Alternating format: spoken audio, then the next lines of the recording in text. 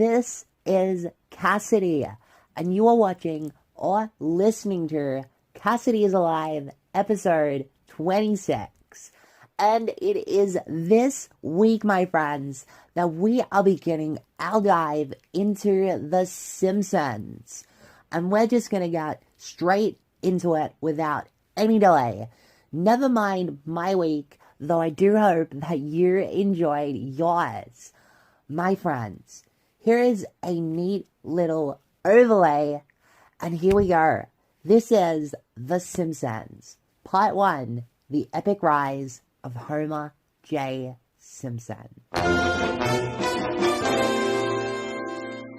It's difficult to picture modern media without the influence of The Simpsons. For over 30 years now, this animated sitcom has been a mainstay on television screens around the entire world, growing to be a cultural cornerstone in its ascent to media kingpin. During its time, The Simpsons has appealed to a wide range of demographics. It has attracted fans from various countries and generational age groups. To mention one very specific demographic, Australia's Generation Y. Millennials, if you will.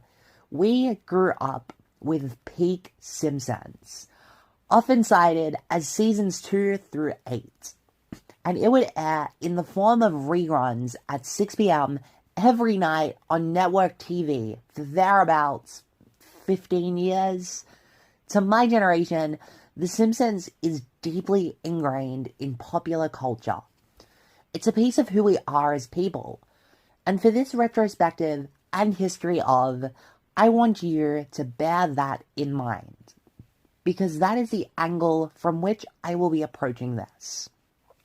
As of June 1st, 2021, The Simpsons has run for 32 seasons, boasting an insane over 700 episodes.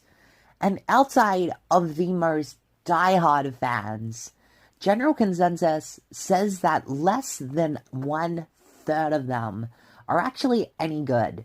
Shit happened along the way, and a once great show kind of sucks now. Though it continues to make money despite a substantial drop in quality. Still, there is something timeless about those early seasons, with so many fantastic episodes that modern contemporaries really still struggle to hold a candle to. So before we can discuss the decline, we have to discuss the rise. But even the rise is a little too early to begin this story. First off, I'd like to know where The Simpsons came from. Who created it? How? And most importantly, why?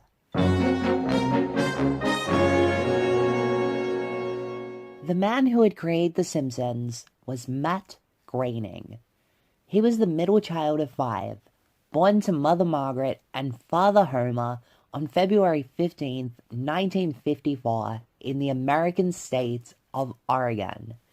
Homer Groening was a filmmaker and a cartoonist. This would likely influence a young Matt to take an early interest in such creative arts. Matt Groening grew up and attended school in the city of Portland.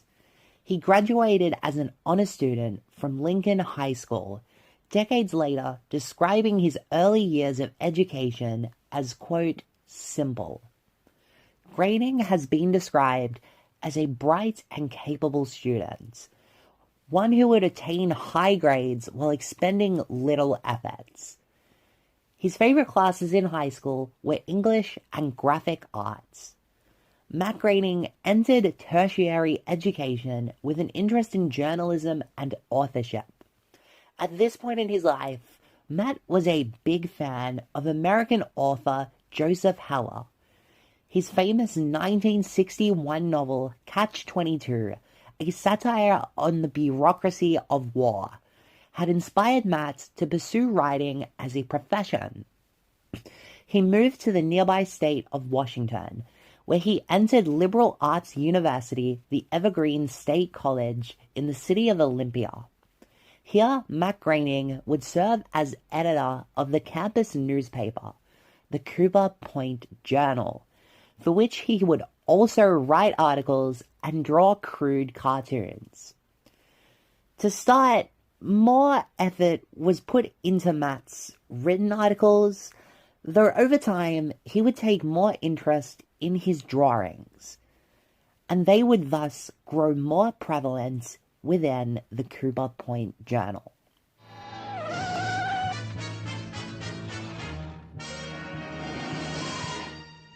Well, any sign of them?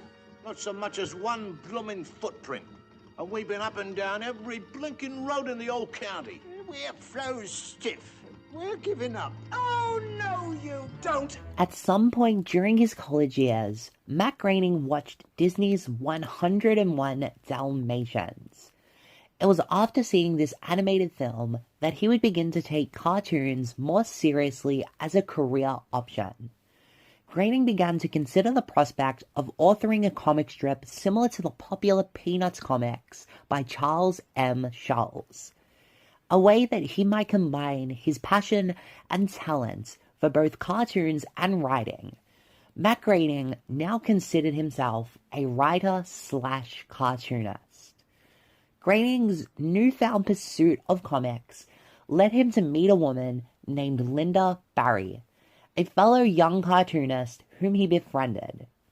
The two shared a close personal and professional relationship, Groening learning much about the world of modern cartoons from this friendship. He is referred to Linda Barry as his biggest influence as a cartoonist, developing his own aesthetic directly from what he liked about hers. Comic strips that Groening created years and years later would pay homage to Linda Barry. He frequently used her exact panel structures, and Groening, he would continue to do this for as long as he published comics. I didn't actually pull the date, but I believe that may have been in 2012 was when he finally stopped publishing comics. So yeah, a very long time. Other influences cited by Matt Groening include the work of Monty Python, mid-20th century comic strips such as the aforementioned Peanuts, and, in particular, an anthropomorphic cat character known as Felix the Cat. This character, created by Pat Sullivan and Otto Mesmer, was very popular in the 20th century. He appeared in comics, he appeared in films, and a 1953 television show. Matt Groening, he loves the Felix the Cat animated show.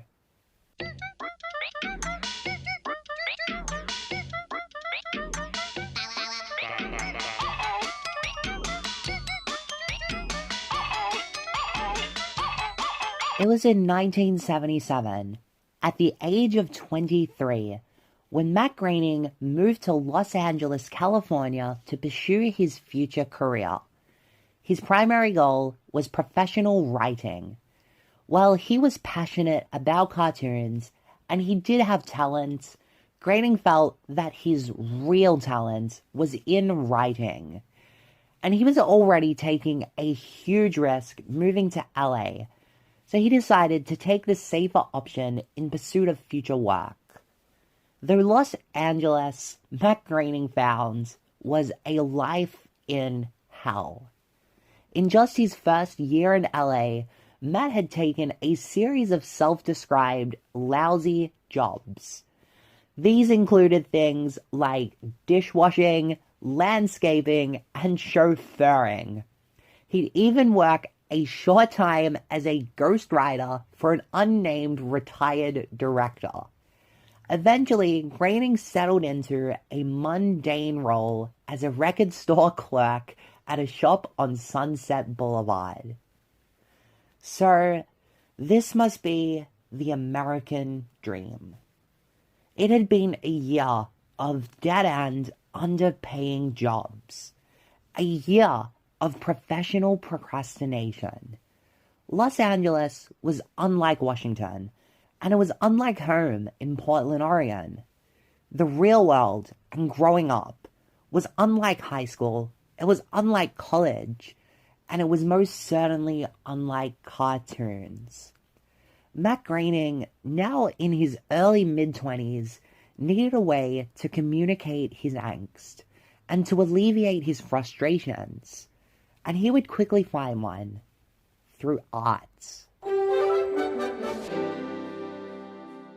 Struggling with feelings of discontent, a 24-year-old disenfranchised Matt Groening contextualized living life in Los Angeles through a satirical magazine of his own creation, aptly titled Life in Hell.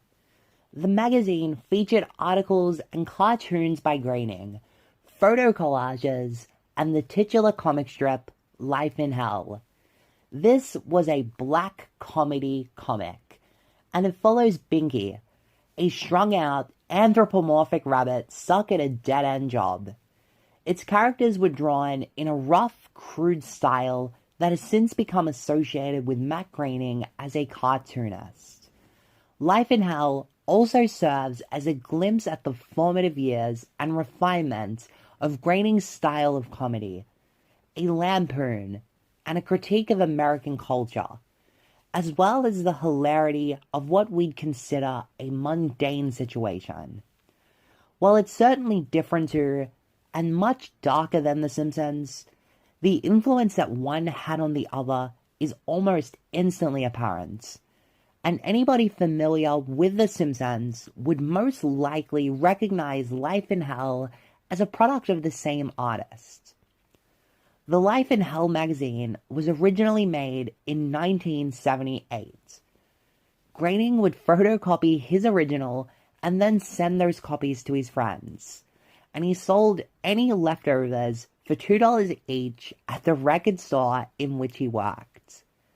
It's not very relevant, but a little factoid that I personally love is that Matt Groening originally placed these mags in the punk rock section of the record store. Awesome. Life in Hell quickly became popular in the LA underground scene. The comic strip specifically was syndicated by alternative newspapers and magazines, such publications as Wet, and perhaps most famously, the Los Angeles Reader. Life in Hell has been described as Matt Groening pure and simple. And in pure and simple words, Matt Groening was a young American with a counterculture mindset. Life in Hell had no contemporary. Not really. It appealed to disenfranchised youth in the same way as certain styles of music. In what was now the 1980s, television was dominated by the family sitcom. Loving families, functional people, idealized Americana of yesteryear.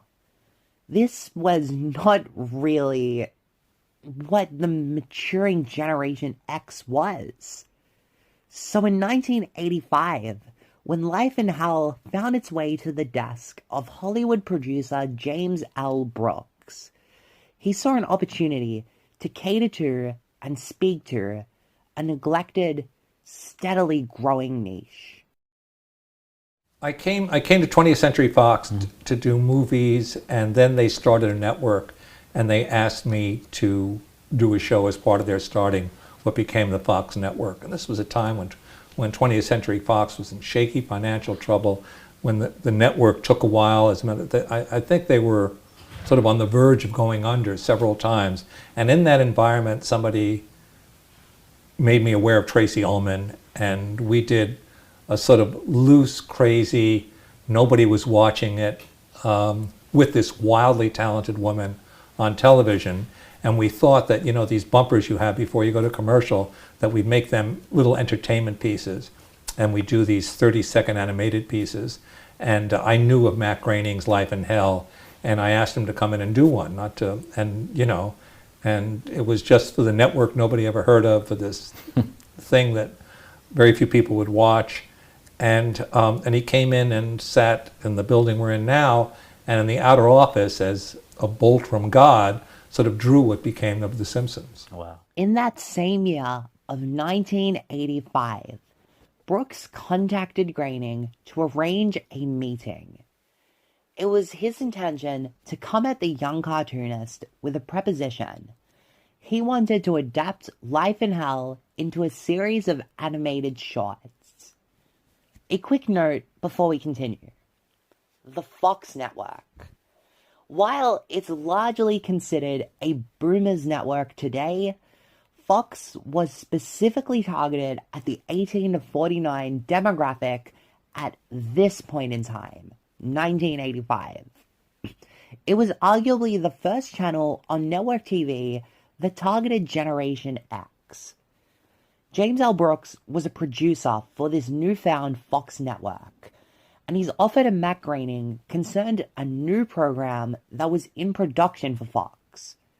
A sketch comedy / musical program starring comedian Tracy Ullman, uncreatively titled The Tracy Ullman Show. Groening shorts would air as buffers between segments and leading into commercial break. Groening was interested in Brooks' offer, but he was also weary of relinquishing ownership rights of his characters to the Fox network. So Matt Groening created a new family of characters, the now famous Simpsons family. Groening named his new characters after his own family, a father named Homer, a mother named Marge, and younger sisters Lisa and Maggie. He chose to not name the boy of the family after himself nor his older brother Mark, instead envisioning the character as a mischievous troublemaker. He chose Bart. Bart being an anagram of the word brats. Groening claims to have conceived the family on a whim while he was waiting in the lobby at Brooks's office, though there are conflicting reports on this. Either way, James L. Brooks liked what he was presented, and a long-time professional friendship was formed. Come on, Bart. Leap into your father's arms. Come on, just like the old days. I'm too big now, Dad. There's no way. Come on, boy. Leap. Do it. Atta boy. Come on, Bart. You call that a leap?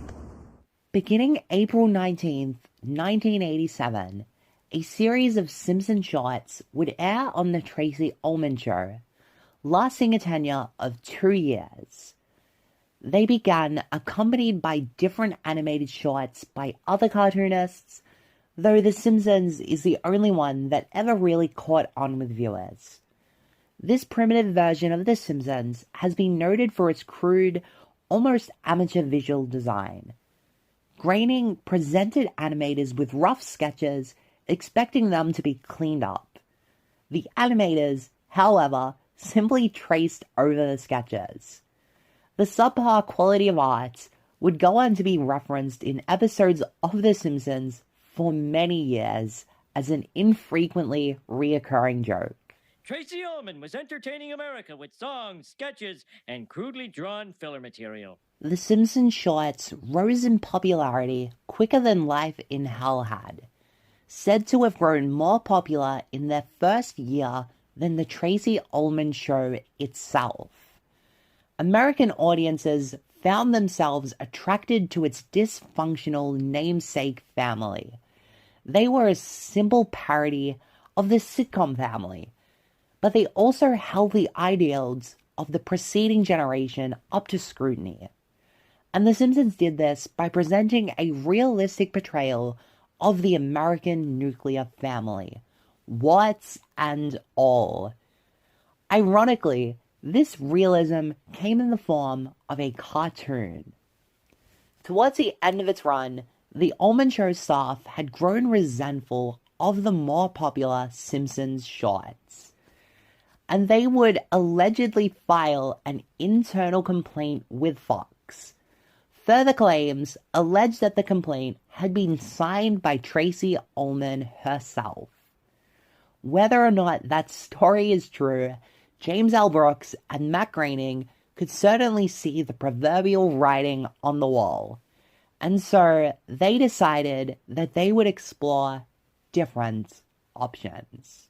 Let's do it, Homer. Yeah, let's blow this pop stand and never look back. Whatever doesn't kill me can only make me stronger. It's not that simple. I've got to convince my supervisor to give me a leave of absence. Sure. What would you like? 4 years? 5 years? The exact story of how The Simpsons became a full-fledged television show is up for debate. It has more or less been mythologized. Those involved tend to have similar, but not identical stories. The story, as told by James L. Brooks, seems to be the most reputable, and, coincidentally, the most entertaining. Brooks was at a Christmas party in 1988 when he was approached by a drunken Fox co-worker named David Silverman. Silverman expressed his love of The Simpsons and his adoration of both Brooks and Groening. He spoke emotionally as he proposed to Brooks his idea of The Simpsons as a half-hour television program, making specific note that it would revolutionize the animation industry. Brooks was amused by this interaction, but nonetheless, he was intrigued by Silverman's idea. Upon proposing the idea to Matt Groening, Brooks was met with enthusiasm. The Fox network, however, required more convincing. Animated sitcoms were uncommon, and even in their heyday, shows like The Flintstones were predominantly targeted at children. A show like The Simpsons could retain viewer attention in the form of shorts, but Fox were wary if it could do the same thing in half-hour blocks. Though, after a short battle back and forth between network and producer, Fox agreed to a 13-episode season run, and it would begin on December 17th, 1989.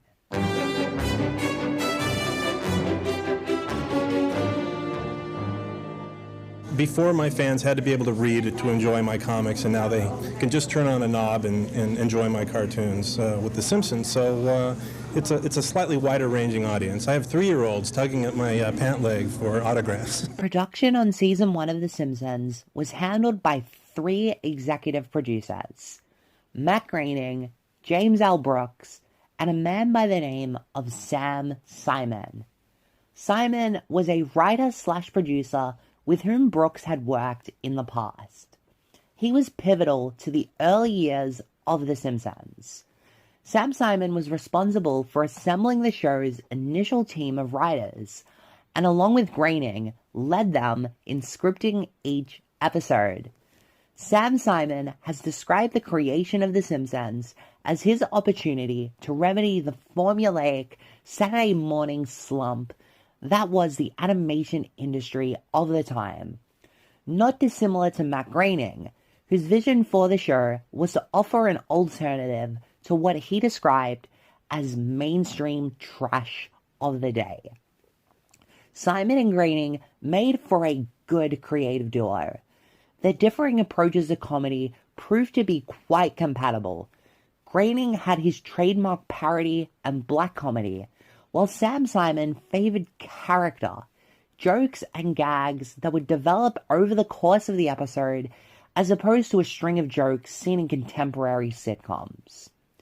He also took a 3-dimensional approach to the returning voice cast, directing them to record ensemble scenes together in a studio, which would give The Simpsons an authentic quality that had rarely, if ever, been seen in American cartoons up to that point in history. The series was originally set to debut in fall of 1989, though this was pushed back, as the pilot episode Some Enchanted Evening had very poor animation quality. The episode was reanimated, and The Simpsons would instead debut in December with a Christmas special entitled The Simpsons Roasting on an Open Fire.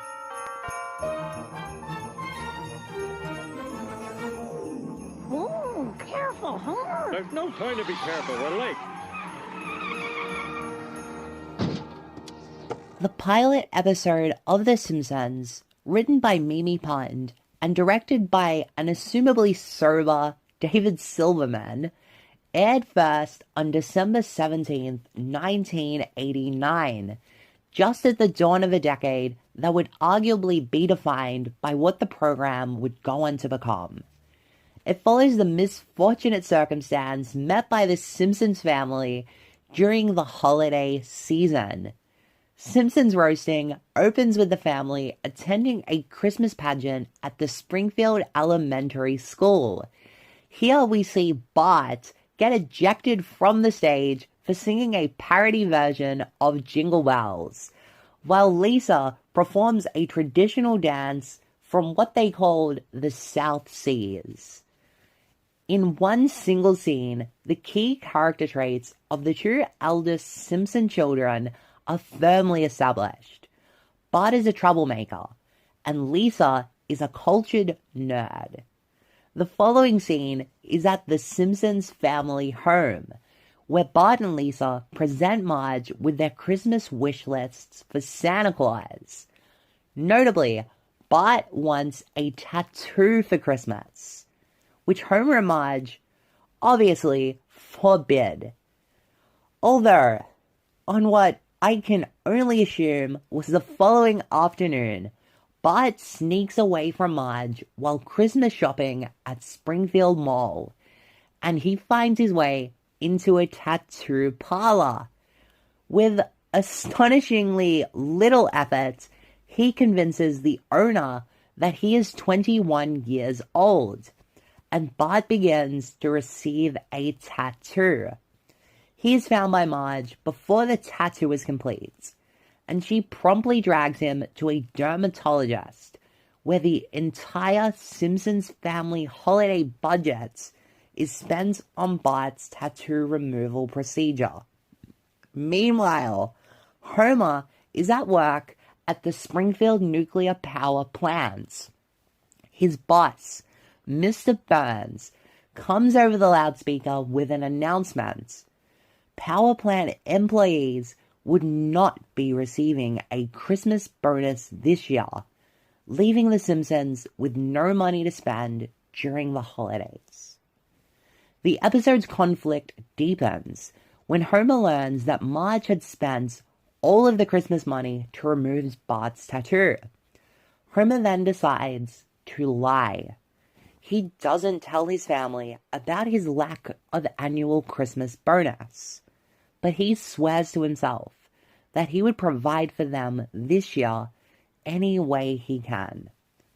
And this is beautifully juxtaposed by the neighbors, the ones that live next door, the Flanders family.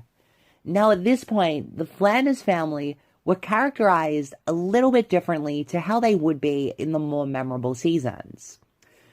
They were the ideal American family, well-to-do, church-going, with well-mannered kids. Ned Flanders was Homer's foil. In many ways, he was the indirect antagonist of the series. The Flanders earned Homer's ire through their contrast to his own dysfunctional family, a trait that would more or less define Homer as a character in these early years of the show. The remainder of Simpsons Roasting on an Open Fire follows Homer moonlighting as a mall Santa for extra holiday cash. He is eventually uncovered by Bart, whom Homer confesses his predicament to. Expecting shame, Homer is taken aback when Bart encourages Homer's efforts to provide for his family. Compassion. As it turns out, though, the Santa gig paid quite low after-tax deductions. And on Christmas Eve, Homer receives a check for a measly $50. Hey, wait a minute. That's right, $120 gross. Less Social Security, less unemployment insurance, less Santa training, less costume purchase, less beard rental, less Christmas club.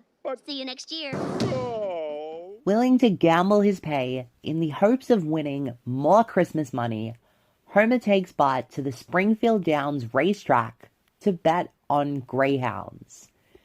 Homer hears the name of one particular greyhound, Santa's Little Helper. Homer takes this as a sign from God and bets his $50 on the dog. This dog, Santa's Little Helper, was a long shot, carrying 99-1 odds. Homer reasons that it will earn him more money because the odds are greater, thus the winnings are greater.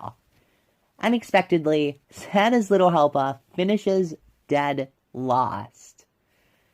As they leave the tracks, Homer and Bart witness the dog being abandoned by its owner for losing yet another race. They decide to take in Santa's Little Helper as a pet, and the very first episode of The Simpsons ends on a high, as the Simpsons family celebrates Christmas with their new family dog named Santa's Little Helper. The Simpsons roasting on an open fire was received quite well by critics, audiences, and importantly, Fox executives. It was viewed in over 13 million American homes at the time of its initial airing, even being nominated for 2 Primetime Emmys in 1990. The first season continued to consistently high ratings and acclaim.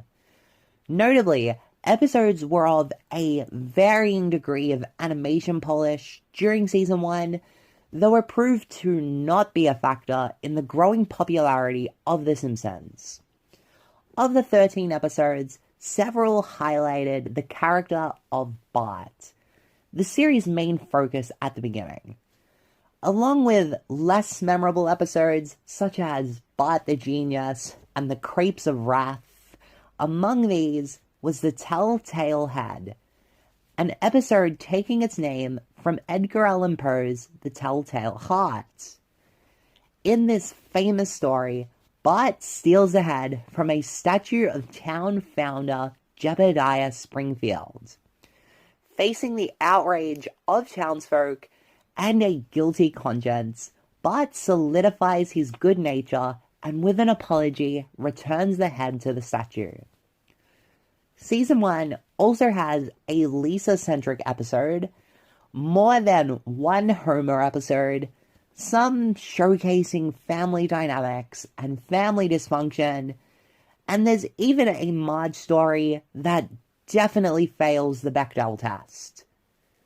And then there is what is probably my favorite Season 1 episode. The Springfield SWAT team apprehended the TV clown who appears on a rival station opposite our own Emmy Award-winning Hobo Hank. And just in, actual footage of the crime taken with a quickie-marked security camera. The reason I look unhappy is that tonight I have to see a slideshow starring my wife's sisters. Or as I call them, the gruesome twosome. Season 1 takes some time to develop Springfield's other inhabitants, the side characters. An early season episode introduces us to local bully Nelson Muntz. And while later seasons offer far more development of Greater Springfield, a particular Season 1 episode entitled Krusty Gets Busted explores the characters of Krusty the Clown and Sideshow Bob in a fantastic way. This is the best episode of The Simpsons Season 1.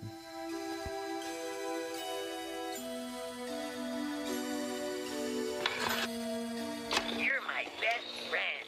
Thanks, Krusty. Buy my cereal.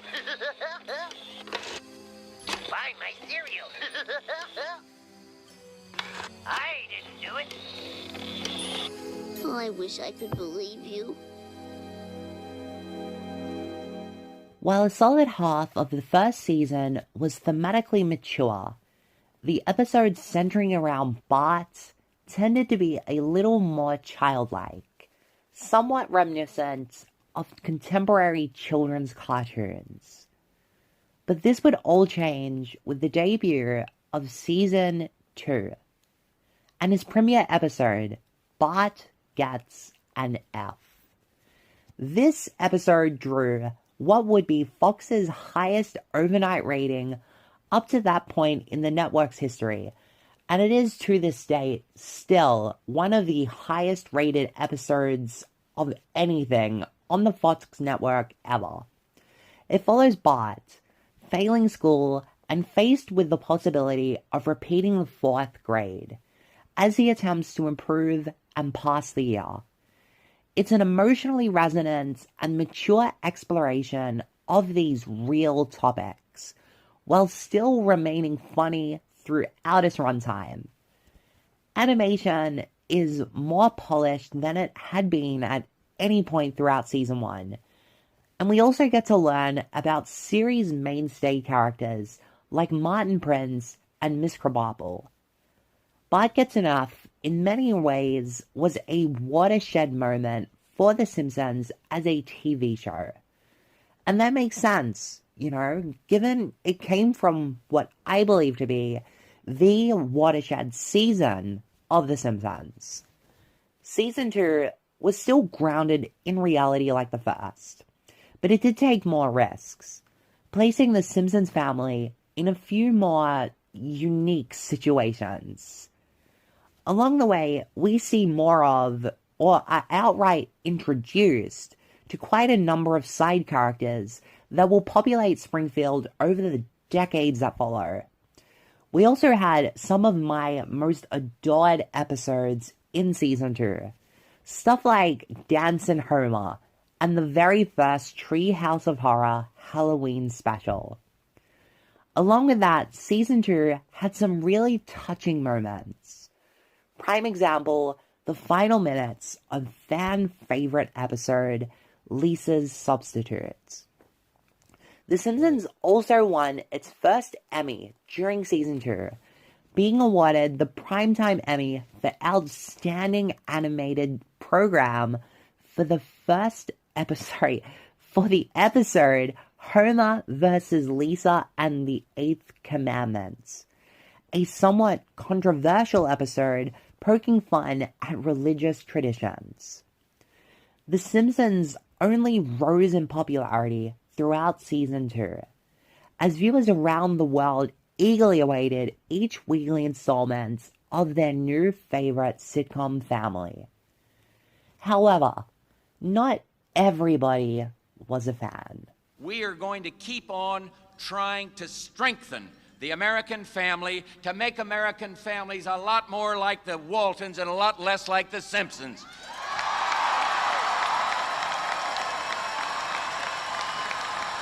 While The Simpsons had received criticism from the very beginning, as the family's star rose, its critics only grew louder and greater in number. Bart Simpson was criticized as being a poor role model for young children. The accusations were that Bart often faced no consequence for his misbehavior, a critique that is mostly cited to have come from parents of young children themselves, where you'd expect.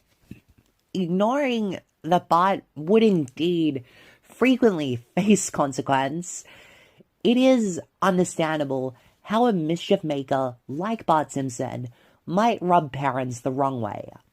After all, children are easily impressionable. The controversy was best summarized by journalist Robert Bianco in a column published in the Pittsburgh Post-Gazette. Bianco wrote of Bart, "He outwits his parents and outtalks his teachers. In short, he's the child we wish we'd been and fear our child will become." James L. Brooks responded to the conversation concerning Bart with an insightful quote of his own. He said, quote, "You don't run across many role models in real life.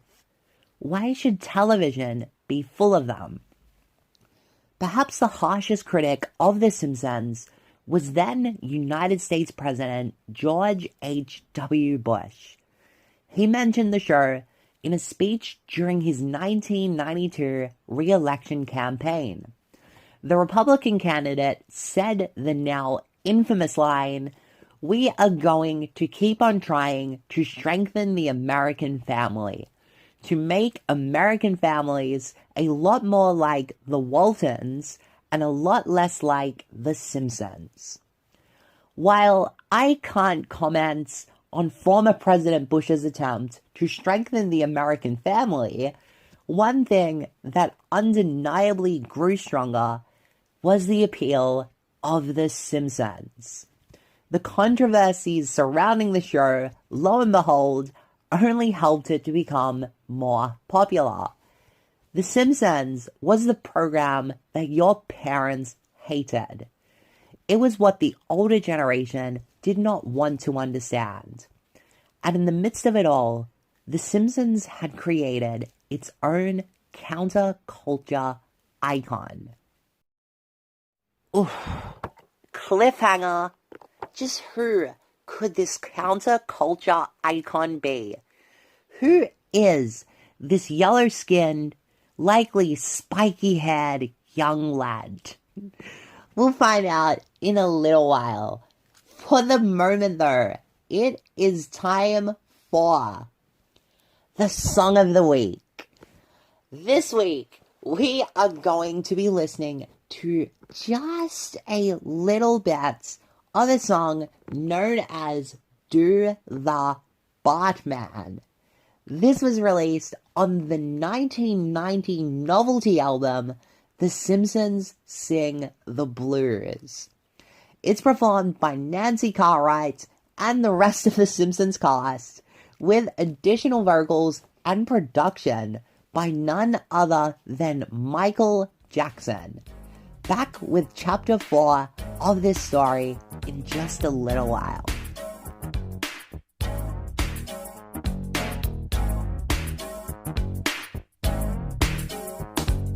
Yo, hey, what's happening, dude? I'm a guy with a rep for being rude, terrorizing people wherever I go. It's not intentional, just keeping the flow. Fixing test scores to get the best scores, dropping banana peels all over the floor. I'm the kid that made delinquency an art. Last name Simpson, first name Bart. I'm here today to introduce the next phase, the next step in the big Bart craze. I got a dance real easy to do. I learned it with no rhythm and so can you. Ooh, so move your body if you got the notion. Front to back in a rock-like motion. Now that you got it, if you think you can, do it to the music, that's the Bart man. Everybody, if you can do the Bart man. Whoa. Shake your body, turn it out if you can. Check it out, man. Back to the side, yes you can. Bart man. Everybody in the house do the Bart man. Everybody, if you can do the Bart man. Shake your body, turn it out if you can. Back to the side, yes you can. Everybody in the house. Hey there, boy. Mom took the girls to the ballet tonight, so it's just you and me, kid. Sure, Dad. So set up the TV trays and let's get started. You want the frozen fish nuggets or the pork-a-roni? Well, it's a toss-up, Dad. I got an idea. Let's mix them together smorgasbord style.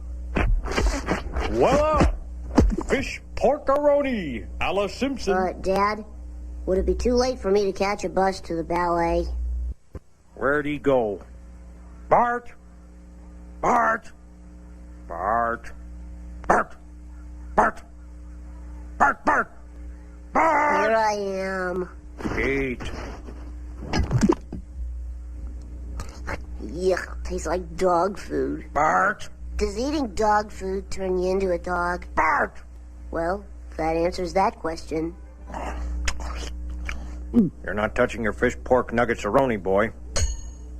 Whoops! Dropped my fork. Finished already? Lick the plate clean. Good, 'cause there's plenty more where that came from. We're home. The ballet was divine. Oh, it was just What's that smell? Oh, look at that. Our own two husky men snuggled together on the couch. Pass that bucket of fish, pork, and nuggets-a-roni this way. Come on, man. No nuggified fish porklets. Oh, Isn't that sweet?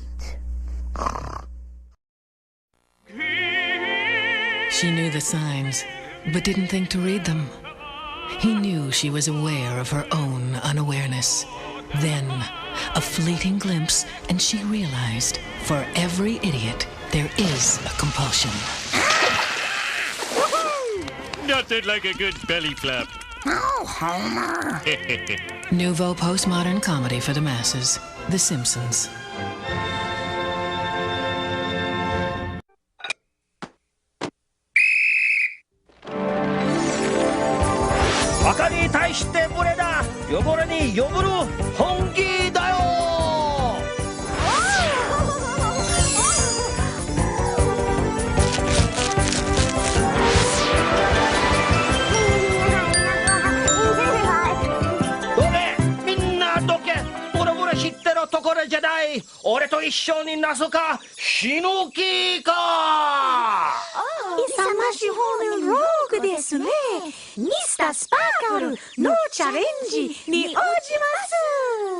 Awesome power!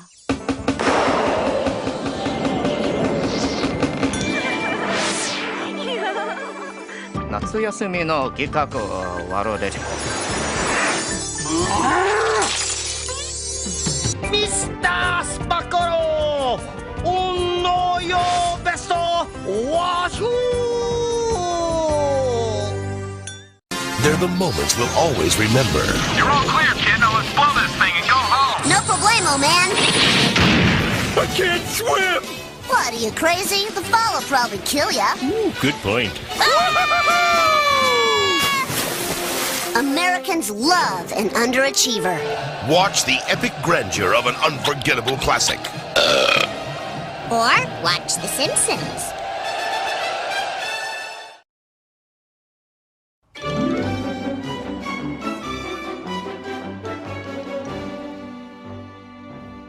By the early 1990s, Bart Simpson had become one of the most popular characters on television.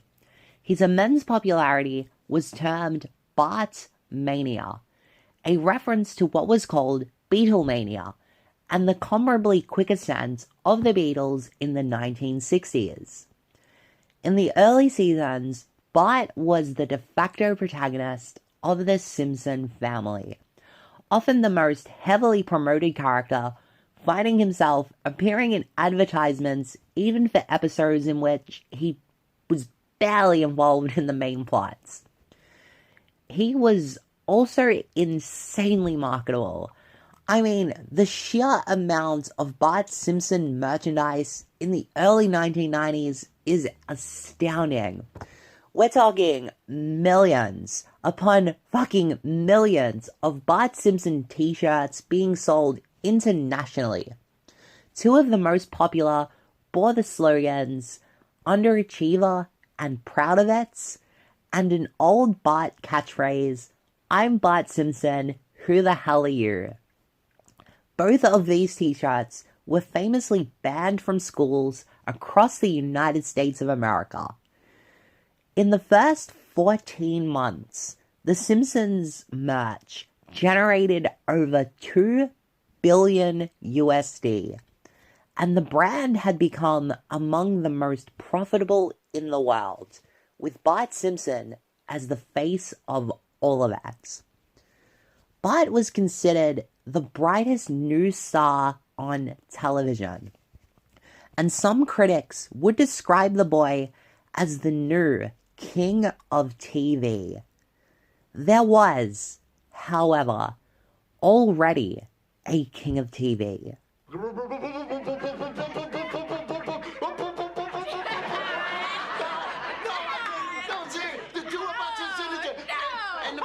It's not running yet. It's just thinking about it. Famed day rapist Bill Cosby had long time been considered America's so-called TV dad. His sitcom, NBC's The Cosby Show, was the most popular television show at the time. Without question, Bill Cosby was the king of TV at the dawn of the 1990s. Due to the popularity boom of The Simpsons, Fox made the decision in the summer of 1990 to move The Simpsons to Thursdays at 8 p.m., where it would enter direct competition with The Cosby Show. What followed was a ratings war between America's two most popular sitcoms, of which the media dubbed the Bart versus Bill rivalry. There was no grand resolution to this rivalry, unfortunately. The Cosby Show kind of ended, and The Simpsons, regrettably, continued on and on and on. That's really all that can be said of it. Perhaps the peak of Bartmania, though. The peak of Bartmania came on Thanksgiving 1990, when Bart made his debut as a giant helium-filled balloon at the annual Macy's Thanksgiving Day Parade. The Bart balloon became a permanent fixture in the parade, and as of the time of writing, has appeared at every Macy's Day Parade since. The balloon was even referenced in the Season 2 episode, Bart vs. Thanksgiving.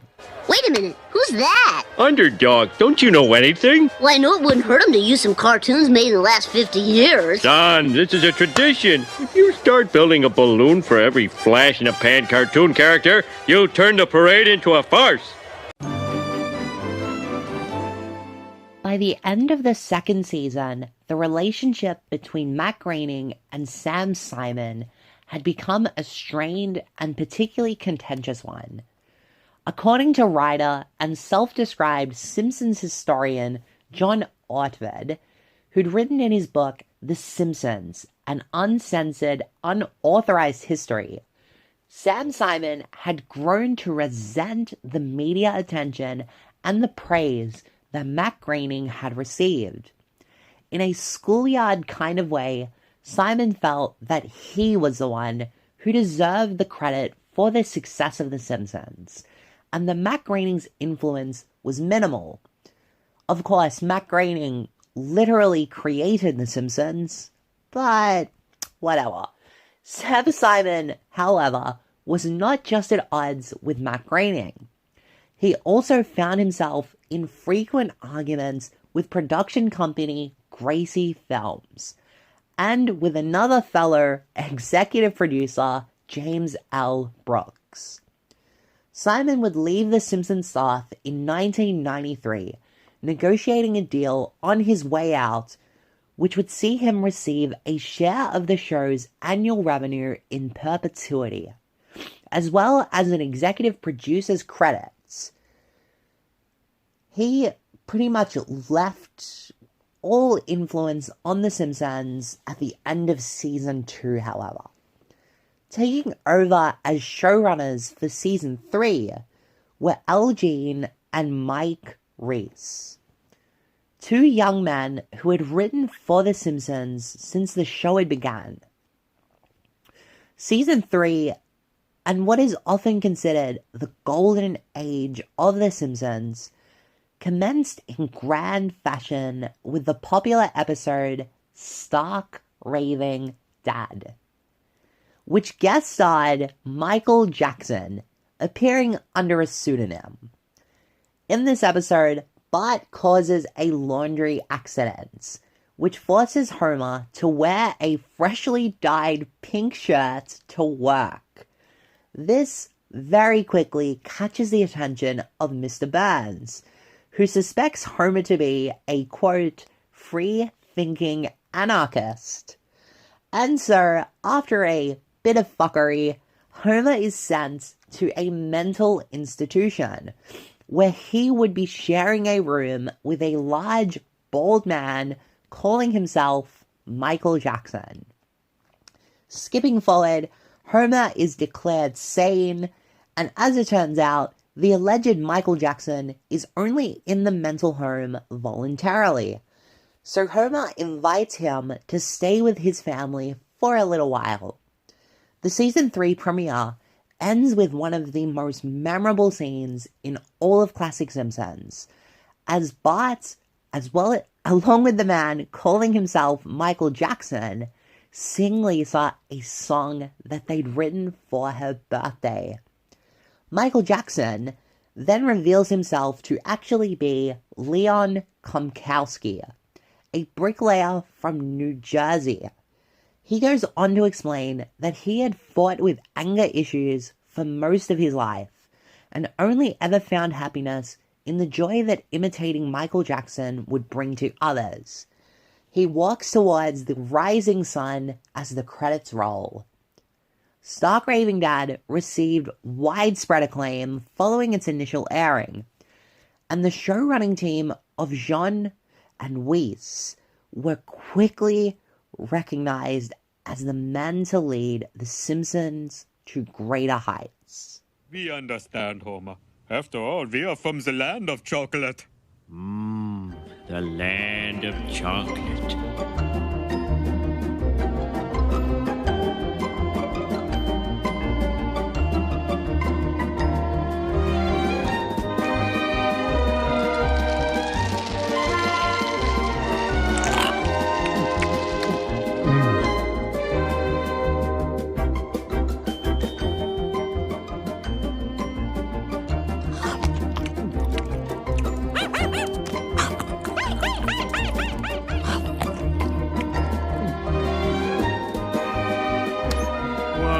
Chocolate, half price. La la la la la la la la. Mr. Simpson. La la la la la la. Mr. Simpson. Huh? Oh, I'm sorry. We were talking about chocolate? That was 10 minutes ago. Under the leadership of Gene and Weiss, more focus began to be placed on Homer Simpson.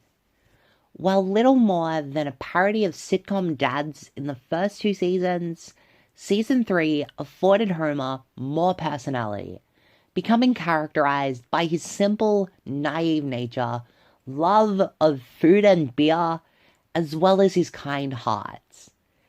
A handful of Season 3 episodes explored Homer's developing personality, such as Homer Defined, Flaming Moe's, and the heartwarming flashback episode, I Married Marge.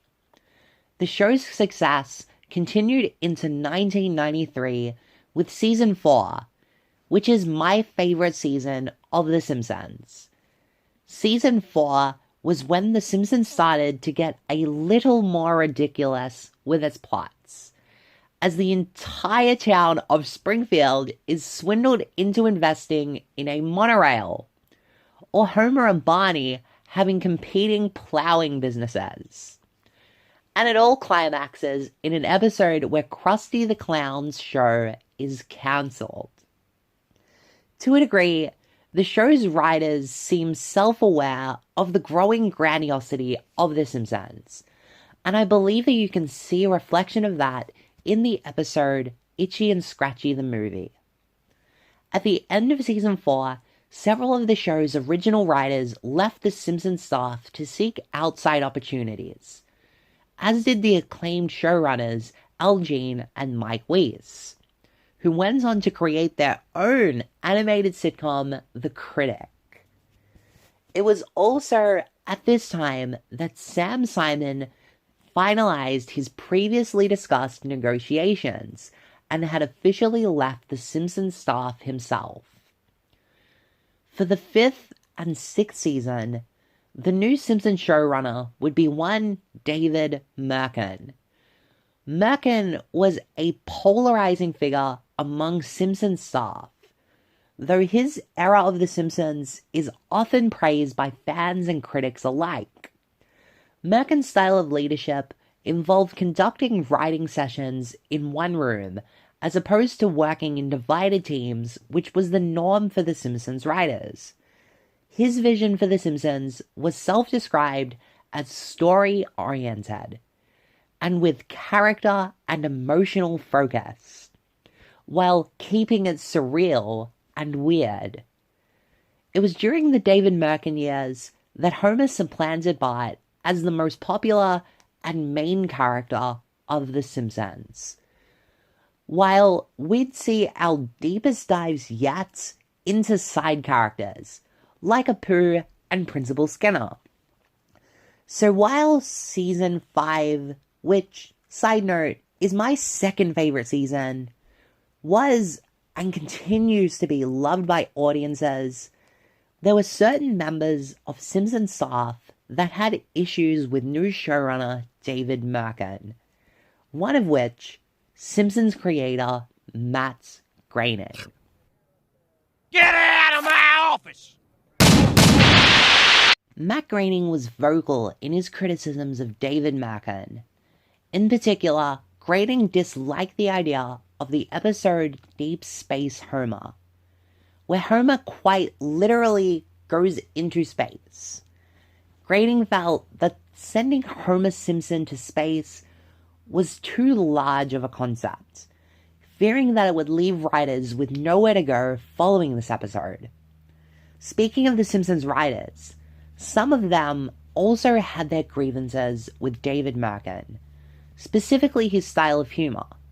The Merkin years saw a departure from the realistic comedy that had come to define The Simpsons over its first few years, as episodes became increasingly loaded with gags and surrealist humor. Though despite internal conflict and the shitloads of it yet to come, The Simpsons Season 6 was a roaring success, equally as popular and acclaimed by fans as was Season 5.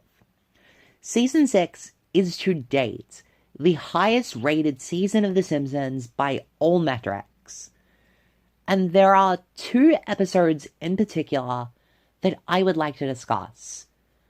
First off, the 18th episode of the season, A Star is Burns, otherwise known as the Film Festival episode, or the original crossover, or, if you'd prefer, the episode that gave us this tremendous gag. Onsmo Man Productions presents Man Getting Hit by Football.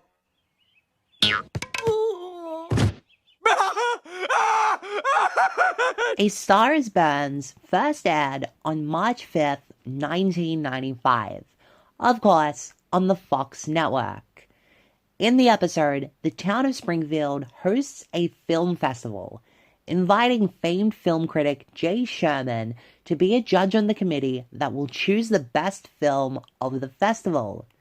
Jay Sherman, who is a parody of real-world critics, mostly Gene Siskel, is actually the star of the aforementioned series The Critic, created by former Simpsons showrunners Al Jean and Mike Weiss. This is a crossover episode, originally pitched by James L. Brooks, who was an executive producer for both programs. Matt Groening, however, has heavily criticized A Star is Burns. He attempted to have the episode pulled, feeling that it only served as an advertisement for the critic. In Groening's defense, A Star is Burns was, indeed, more or less a half-hour commercial. Though despite this, it's still a very good episode. You could fool somebody into believing that Jay Sherman was just a one-off character in The Simpsons. The Critic isn't very good anyway, my opinion. Matt Groening's attempt to have A Star is Burns pulled was unsuccessful, so he demanded his name be removed from the episode's credits, and he chose to go public with his concerns, where he spoke critically of James L. Brooks for the first time in a decades-long professional relationship. That's odd. Where's Homer and Bart and Lisa and Grandpa?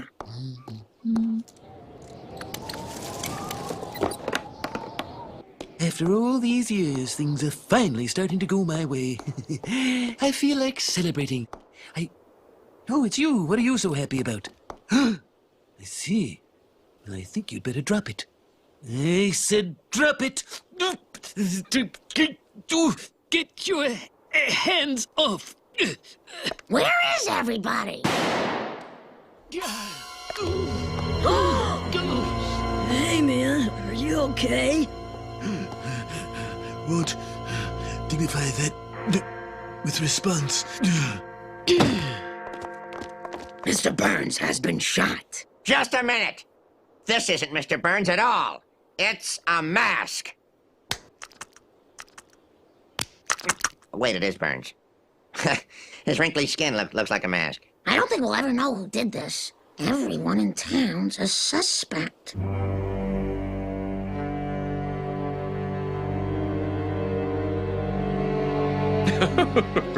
Well, I couldn't possibly solve this mystery. Can you? The finale of Season 6 is often considered one of the greatest episodes of The Simpsons' golden age. The concept came from Matt Groening, who envisioned a two-part episode where Mr. Burns would be shot. And he realized that climaxing part 1 with a whodunit style mystery could make for an excellent publicity stunt. Who Shot Mr. Burns Part 1 aired as the Season 6 finale on May 21st, 1995. The episode intentionally built Homer Simpson as the most obvious culprit, though he is a red herring.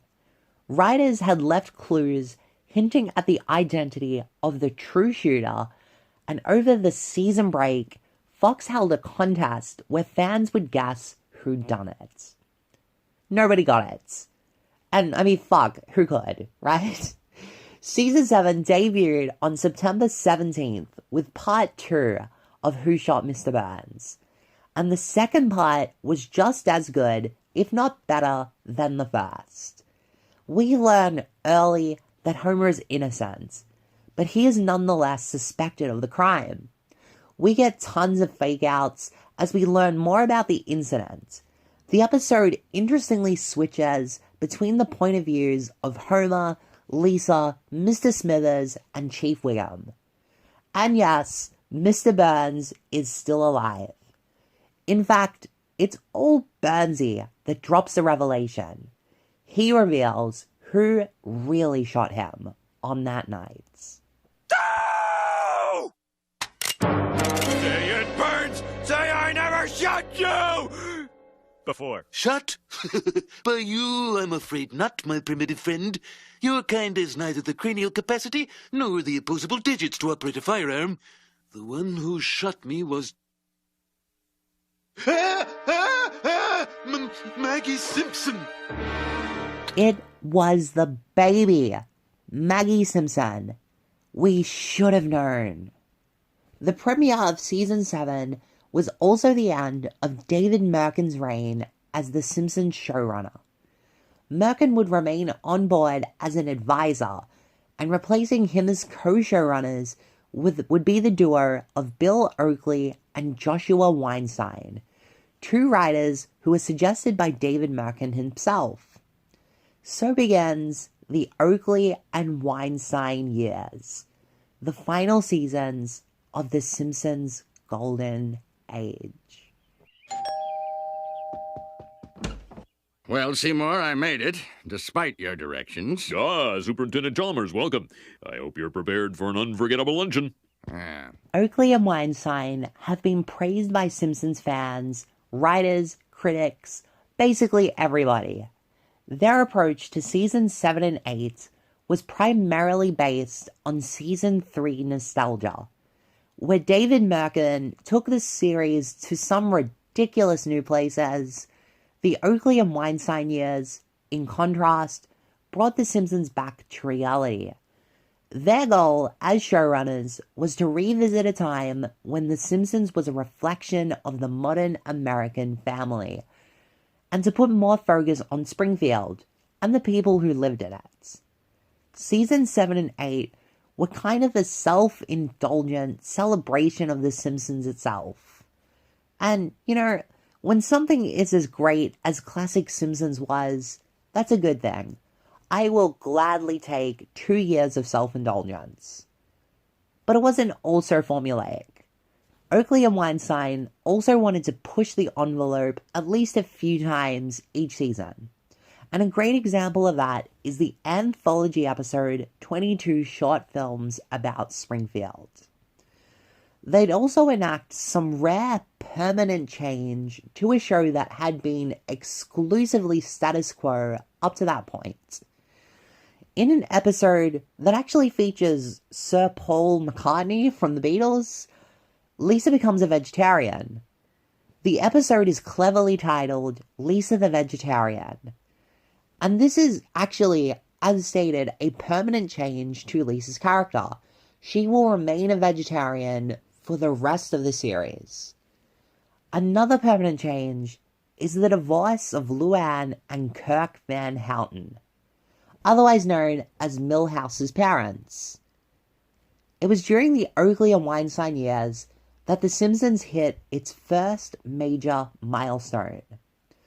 On February 9th, 1997, upon the airing of the 167th episode, The Simpsons surpassed The Flintstones as the longest-running primetime animated series in United States history.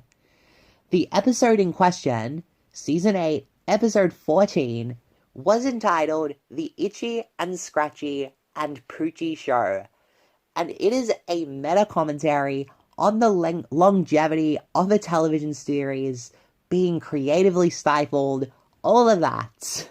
In an attempt to boost ratings, The Itchy and Scratchy Show introduces a third anthropomorphic animal character, Poochie the dog, and he is voiced by none other than Homer Simpson.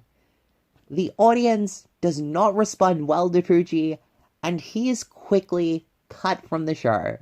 I have to go now. My planet needs me.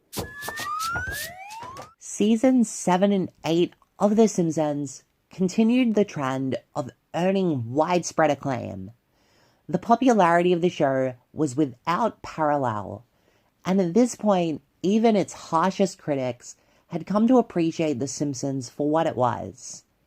And what it was a program that had become an international media empire. A far cry from the crude sketches on the Tracy Ullman Show all of those years ago. By 1997, The Simpsons was an absolute fucking monster. So, it was as good a time as any for Bill Oakley and Joshua Weinstein to step down as showrunners. With the end of Season 8, so came the end of the revered Oakley and Weinstein era. In their own words, they did not want to break the show. What was meant by that oddly cryptic phrasing is that Oakley and Weinstein felt the remaining showrunners for more than 2 years would cause The Simpsons to become associated with their particular vision. They believed that cycling new showrunners in and out every few seasons was necessary to keep a long-running show like The Simpsons fresh. Somewhat ominous, with the benefit of hindsight. Entering its 9th season, The Simpsons would have a new showrunner and executive producer. His name was Mike Scully, and under his leadership, the golden age of The Simpsons came to its end.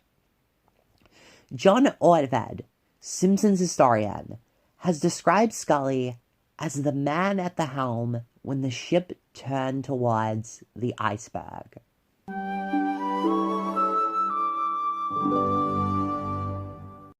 And that is a wrap for this week, my friends. Oh my god, what an exhausting episode. So much effort. My voice is breaking. Ugh. But thank you, all the same, for being along with me for it.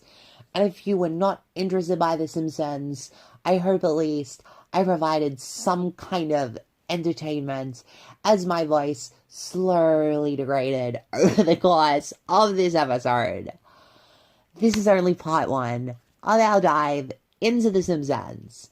Next week will be part 2. Can we answer the question, what the fuck happened? That will be only 7 days from now, my lovely people. The Simpsons part 2. What the fuck happens?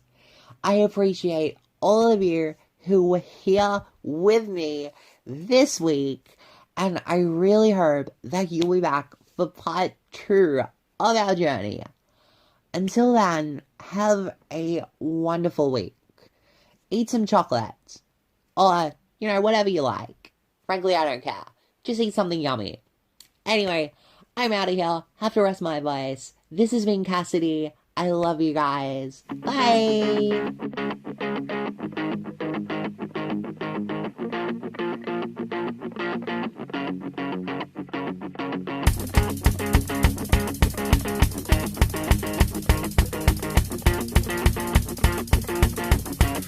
We are shit! So it's home! The people of the people is as you've ever seen. We write songs no one likes, except for people who get us structures off. That's not enough. Famed date rapist Bill Cosby had long time...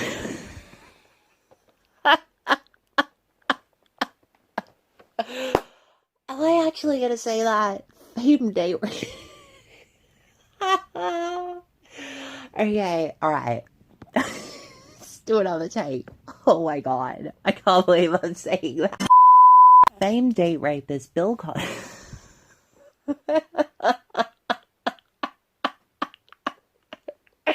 I can't do it. Famed date rape. That's awful. What? Oh my god. Okay, let's do another time. Famed date rapist Bill Cosby had long time been considered America's so-called TV dad. I need to fix my voice. Laughing fucked me off. God damn it. God damn it. A film festival inviting famed date rapist oh my god. I can't believe I did that. Get it out of your head, dumb bitch. Oh my god. What you will, say what you